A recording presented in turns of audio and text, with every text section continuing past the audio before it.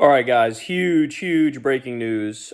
We just got the verdict in for Trump's criminal trial in New York over the Stormy Daniels situation and the fraudulent business records as a direct result of that. And he is guilty. He was found guilty. The jury deliberated. It was honestly a few hours. It was not really that long. I knew that when we got news that the verdict was going to come today, that was definitely not a good sign for him because apparently him and his team, they were aiming for what's called a hung jury, which would have meant that they probably would have had to argue and deliberate for 3 days or 5 days or whatever until eventually everybody just taps out. Apparently their strategy was very political in nature as opposed to really diving into the specifics and trying to go for a not guilty verdict. So the fact that they got the verdict to come in today, again, terrible sign for them. As I'm talking to you right now, the results are still rolling in. We have 34 felony counts, guilty on every one. Donald Trump, officially a convicted felon. Goddamn.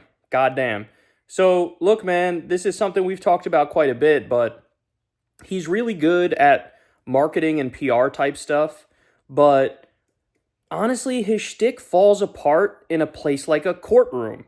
And the reason it does is because you can't get away with just attacking stuff at its premise. You can't just say, this is a witch hunt, this is bullshit, this is political. In a courtroom, there's going to be a whole bunch of evidence presented. There's going to be a whole bunch of facts that are brought up. And if those facts slowly but surely create a mountain of evidence that destroy your whole narrative and your whole attempt to nip it in the bud, well, then it's not going to work out for you now, is it? And so their plan massively failed here. Now, obviously, the biggest question here is, well, what the hell is the punishment going to be, right? We don't have the answer to that yet. We do not have the sentencing yet. This was just, they delivered the verdict. When will we get the sentencing? I don't know, probably relatively soon.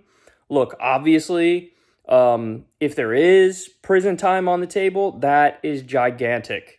This is, Joe Biden's old ass is doing fucking cartwheels because on the list of reasons why he may still have an outside prayer of winning, one of them is Donald Trump becoming an absolute criminal, getting convicted of felonies, 34 felonies as of right now as I'm talking to you. So we'll see what happens in terms of what the actual punishment is going to be.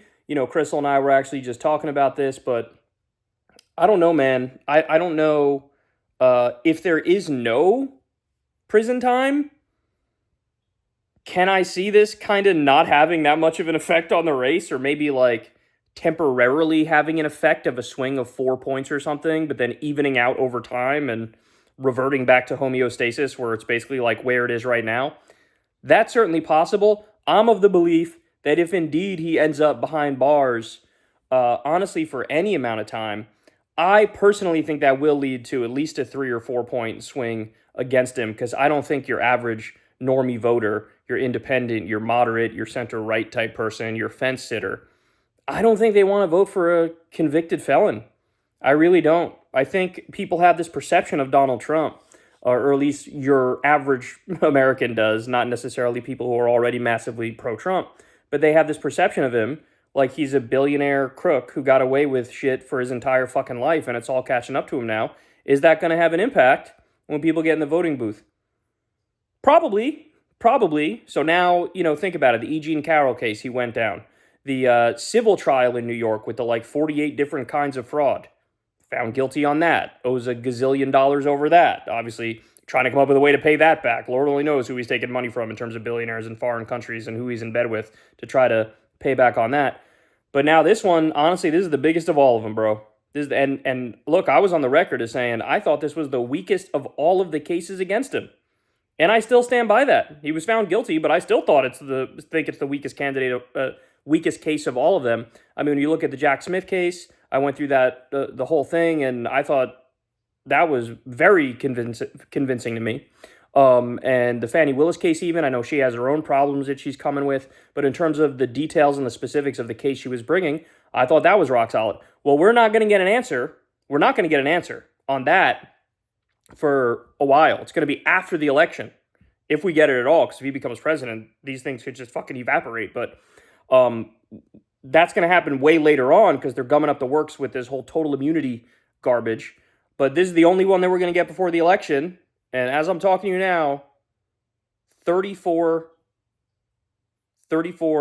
felonies convicted. He's guilty. Goddamn. This is huge. This is huge.